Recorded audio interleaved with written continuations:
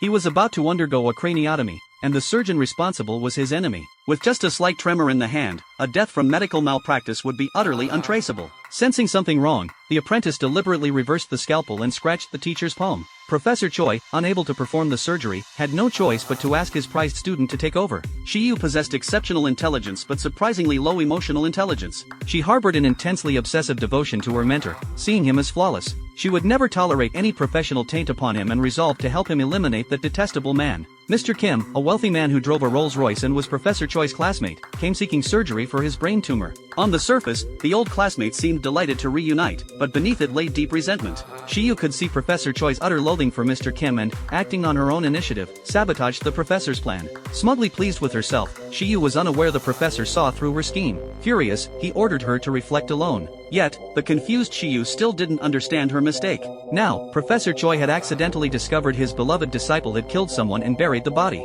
His heart shattered with worry. Fearing Shiyu would be caught, he urged her to leave for Boston immediately for further studies. But Shiyu, believing the professor was once again threatening her into performing surgery, refused, even if it meant death. Watching his stubborn disciple, Professor Choi felt both affection and resentment. Hearing his companions calling nearby, the professor quickly switched off his flashlight, called to send them away, and instructed Shiyu to bury the body deeper before turning to leave. The next day, Professor Choi used his connections to have the health authorities shut down the pharmacy Shiyu was currently running. This feeling of her fate once again being controlled by her mentor enraged Shiyu beyond measure. 2 days later, the mentor attended a top-tier medical award ceremony. All eyes were on Professor Choi. Everyone believed this year's award was undoubtedly his. The award's founder was Chairman Ito. Yet the only surgeon capable of performing the crucial surgery, Professor Choi himself, was now gravely ill, fighting for his own life, and even needed Shiyu to save him. Precisely because of this, Shiyu appeared uninvited at Chairman Ito's residence. She showed the chairman a video of a past surgery she had performed on the black market, analyzing it to demonstrate that his son's condition would be a simple task for her.